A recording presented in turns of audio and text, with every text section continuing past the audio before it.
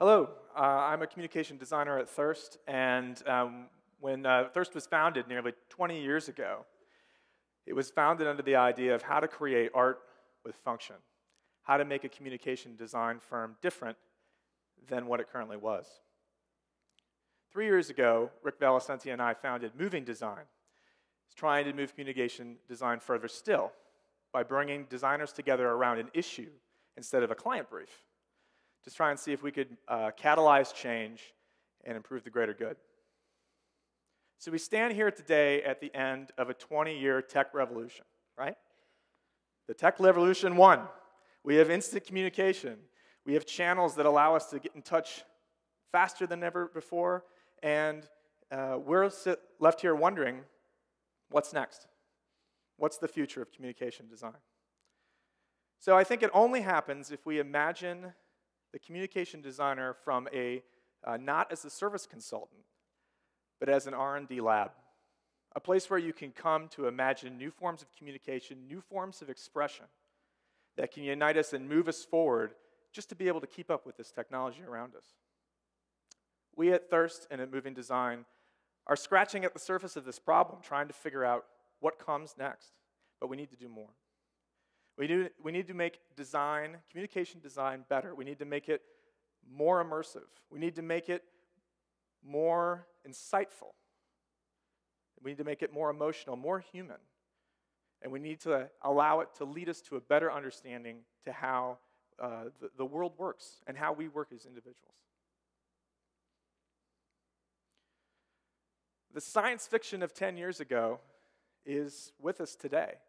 It's just around the corner. These are two promotional videos from industrial firms, Microsoft, Corning Glass, that we are going to be living in a world surrounded by information design, graphic design, visual communication, sound. The big question then is this going to be a really nice life, or is this going to be a painful life? And we as designers are starting to explore the answer to that question in a lot of different ways. A lot of different firms are crossing disciplines and starting to explore new things in fashion and digital technology, new things in presentation tools and in performances. And we struggle to try and figure out, what do we call all of these new things? Well, we look to the Fluxus movement as a studio. We see something Dick Figgins referred to as intermedia, the combining of all these different disciplines, not to be confused with multimedia, different video, web, and print all at the same time. You're talking about crossing them over, uniting them, creating new expressions by uniting those disciplines together. So at Thirst, we're just starting to explore new ideas. One of them that we've started with is at the Fulcrum Point New Music Project, this piece by Jan Maresch called Metallics for solo trumpet and electronic score. So as the trumpet performs, there's an intermediate background that moves with him like in a dance, responding to his performance, morphing, changing, and really becoming a new expressive medium to help add a new layer of dimension to the performance. This and many other intermedia is going to be the medium in which the communication design innovations happen in the future. So how can we make the design better? What are we striving for? What are our targets? We need to make it more insightful. We live in a sea of information, and it's only going to get worse, right? We're kind of drowning in it. What do we do with it? We need to be imagining new tools that teach, and imagine how data collectivity, which has become easy, can help change the way we live. We developed a program with the Chicago Public Library called OneDrop, where it had two components, an education component with a workbook and a website. The workbook would be given to students along with a class that was taught that would teach them different aspects about water use, how it relates to them in their world, how it relates to them in their body, how much water you need to drink a day. It's in Chicago, so what is the relationship to where your water comes from? And then to help take that knowledge and turn it into action, we invented a website. Imagined a website where, much like Nike Fit or like Lose It, you could track your water use as opposed to calories. And then you get a visualization that teaches you where you're using your water the most. Like this person's using a lot on mowing the lawn and watering that lawn. So they need to cut that back. They then provided tips as well that could provide ways to change. Currently, though, we need to go further. Graphic design has been weaponized, right, to be used in the world of politics against us. This is probably some of the worst graphic design I've ever seen in my life. But it's easy, it's an easy fix. Let's imagine a political debate with live data feeds maintained by third-party sources that's going to be changing in real time. Why not? It's not that far off. Technology's there. It's just will. Imagine how honest we would keep these men and women. Why don't we develop new interfaces that help us solve problems, that help us be able to come together from many different communities and manage a very hectic life, but be able to help contribute to some of the world's really pressing concerns? Whatever we do, we need to be pushing, because science is only gathering more and more data, and the data sets are getting harder. They're getting thicker, they're getting multidimensional, 3, 4, 5, n dimensionalities. So we need to start partnering and working with these organizations to start helping moving communication design forward. Lots of people have been talking today about how to make communication more emotional and the need for it. We agree too. And at Thirst, we've been trying to figure out how to do this with graphic design, visual communication. An architect friend of ours, Gordon Gill, came to us and wanted to somehow get the energy of his daughter, Elizabeth, into a design. So we took her to a motion capture studio like an avatar and sampled her moving around to Black Eyed Peas, and then did a lot of visual studies that would try to express her energy but not her form.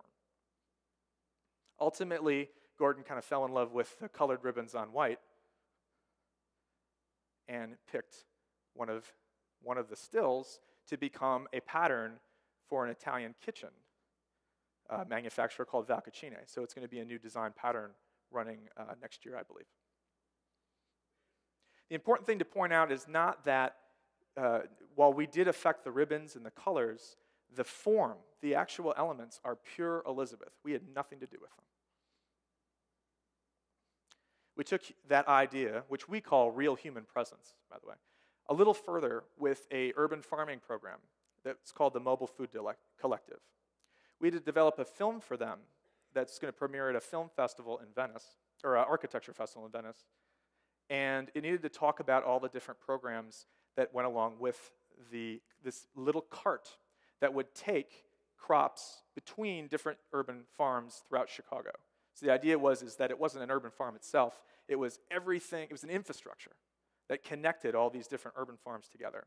So how do you communicate the emotional qualities of that?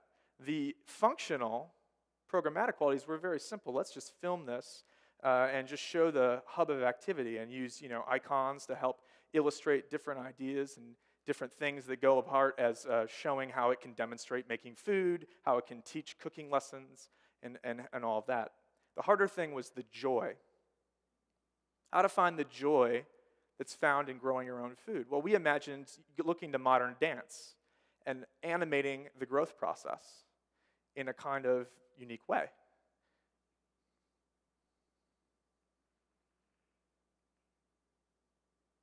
In the end, we'd put everything together into a kind of cartoon, a hard-working cartoon, that would layer all the different connections together, both the actual layer of the person in the functions of the MFC and the emotional and joyous layer too. We're also developing ideas, how can you take human presence and turn it into an icon, a representation of an idea? There's an art project that we're putting together for the University of Chicago that's called the Culture Coast, where we take the rich community that exists on the mid-south side of Chicago and call it the Culture Coast, like the Gold Coast or like the Magnificent Mile, another area of Chicago. And there's all kinds of museums and culture that's right in this area. Hyde Park's right in the middle of it. So we imagined, how can we create a unique form that represents this idea, but that goes beyond that, that actually represents the people that live there? So we took a bunch of people saying the words Culture Coast. We turned them into a displacement map and wrapped them around a sphere to create a unique, interesting form. And now you have a series of icons that actually represent people living in the neighborhood. It's their real human presence. Our end goal is to actually give these forms back. Imagine them as public sculpture or public works and really reconnect and close the loop so that design comes from the folks that live there and is used by them as well. Design also has a real potential to tell great stories and lead to better understanding of complex issues. I'll give you 2 examples. Things we're working on at this social enterprise moving design that I had mentioned. We have, last summer, got 18 designers, engineers, architects. One of your graphic design faculties here actually was one of them.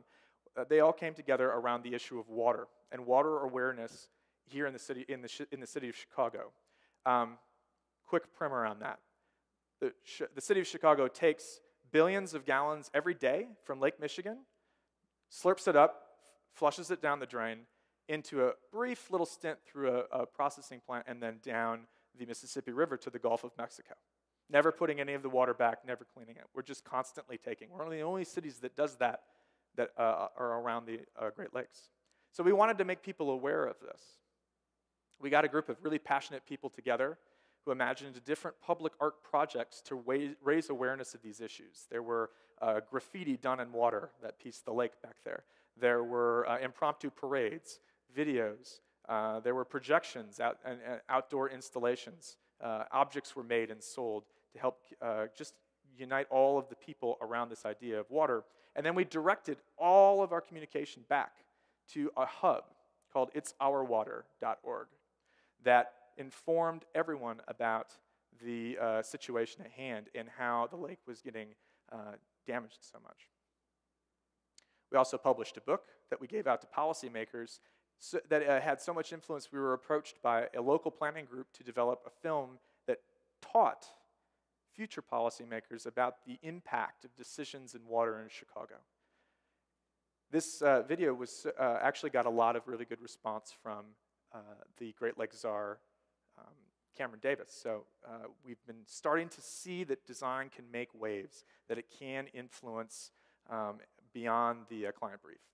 This summer's concept was the kind of fraughtful activity of urban cycling, which unfortunately leads to a lot of deaths in the city of Chicago, and how we can improve it because it's a very sustainable method of transportation, especially in a dense urban area like Chicago.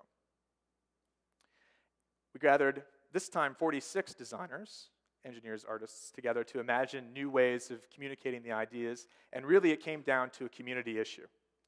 How can we reach out directly to the community, get in the trenches, and use design as a tool? So one aspect was, let's create spoke cards that have instructions on the back about what to do in an accident.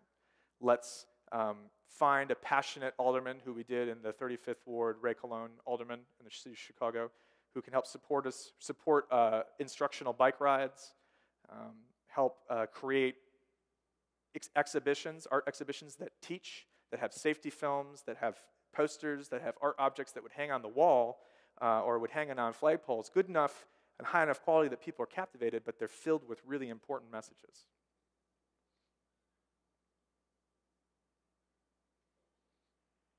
And let's put those messages on bikes and set them out into the community and engage in different ways. There was even a pothole brigade, a group of concerned citizens that would go out in the late at night and use spray paint to mark potholes so that cyclists didn't damage their wheels.